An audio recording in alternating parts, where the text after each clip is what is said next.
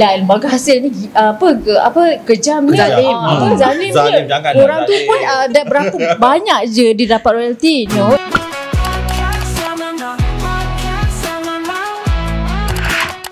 yang selalu orang selalu buat juga, rakyat Malaysia selalu buat juga. It's under 4D. Itu adalah income di bawah sewa, royalty and also premium.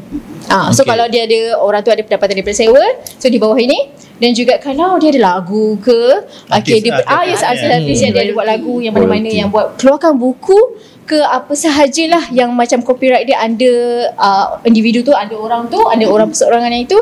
So dia punya terimaan daripada royalty tersebut adalah di bawah 4D ni dah. Yalah, hati-hati legend kita kan, lagu dah lama 80-an, 70-an kan. So dia masih dapat royalty lagi. So royalty tu dikenakan tax juga. Betul. Tapi royalty pun ada isu tu juga, tak ada satu artis tu yang royalty tu.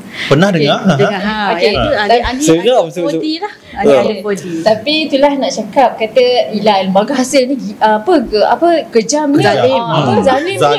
Orang tu pun ada berapa banyak je dia dapat royalty.